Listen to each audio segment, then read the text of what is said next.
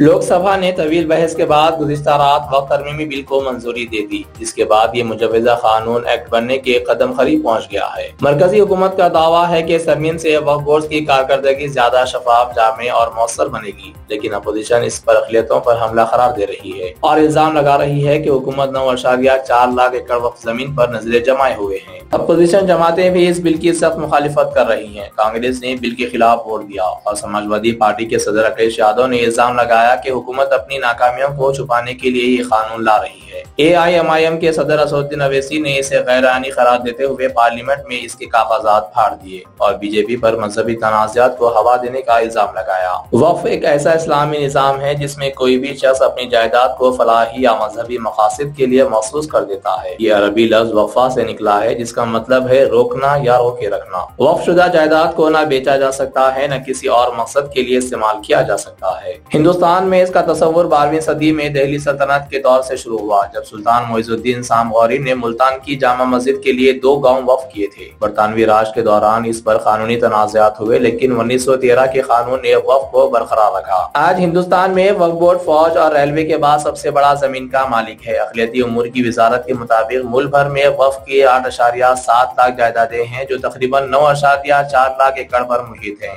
اور ان کی تخمینہ مالیت 1.2 لاکھ کروڑ روپے ہیں۔ لیکن حکومت کا کہنا ہے کہ ان میں سے کئی جائیدادیں تنازعات اور ناجائز قبضے کا شکار ہیں۔ اس وقت 40,951 مقدمات وقف جائیدادوں کے حوالے سے عدالتوں میں زیر التوا ہیں، جن میں سے تقریباً 10,000 خود مسلمانوں نے وقف انتظامیہ کے خلاف درج کروائے ہیں۔ وقف کا معاملہ کئی تاریخی یادگاروں سے بھی جڑا ہوا ہے۔ دہلی کی جامع مسجد دہلی وقف بورڈ کے زیر انتظام ہے، جبکہ مغل دور کی تاریخی عمارت فتح پور سیکری، جس میں شیخ سلیم چشتی رحمۃ اللہ علیہ کا مزار شامل ہے، بھی وقف کی ملکیت میں آتی ہے۔ لکھنؤ کا بڑا امام باڑہ بھی وقف املاک میں شامل ہے۔ بعض مواقع پر وقف اور آثار قدیمہ کے محکمے کے درمیان تنازعات پیدا ہوئے ہیں۔ مثال کے طور پر اتر پردیش سنی وقف بورڈ نے تاج محل کو وقف جائیداد قرار دیا تھا، لیکن آثار قدیمہ کے محکمے نے اس دعوے کی مخالفت کی، جس پر سپریم کورٹ نے وقف بورڈ سے دستاویزی ثبوت مانگا جو فراہم نہ کر سکا۔ اسی طرح دہلی میں صفدرجنگ کا مقبرہ، پرانا قلعہ، نیلا گنبد اور جمالی کمالی مسجد جیسے مقامات پر بھی تنازعات رہے ہیں۔ اس نئے بل میں کئی بڑی تبدیلیاں کی گئی ہیں۔ اب صرف وہی شخص جائیداد کو وقف قرار دے سکتا ہے جو کم از کم 5 سال سے اسلام پر عمل پیرا ہو، اور جائیداد کو وقف کرنے کے لیے ضروری ہوگا کہ وہ اس کے مالک ہوں۔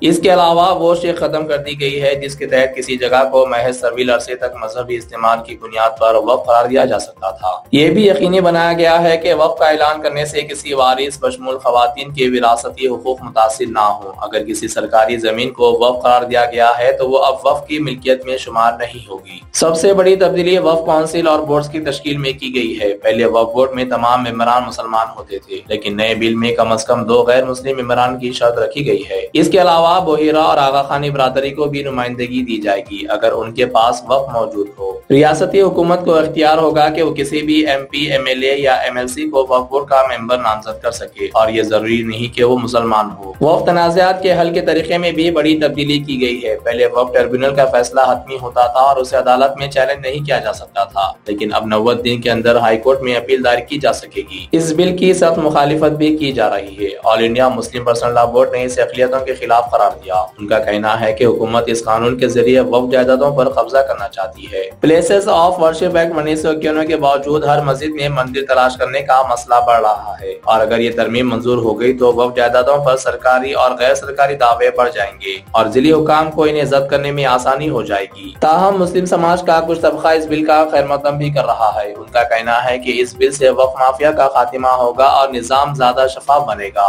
دوسری جانب اقلیتی امور کے وزیر کرن رجیجو نے کہا ہے کہ جب یہ قانون بنے گا تو کروڑوں غریب مسلمان وزیر اعظم نریندر مودی کا شکریہ ادا کریں گے۔ اب دیکھنا یہ ہے کہ یہ بل راجیہ سبھا میں بھی منظور ہو پاتا ہے یا نہیں، اور اگر قانون بن گیا تو اس کے کیا اثرات مرتب ہوں گے۔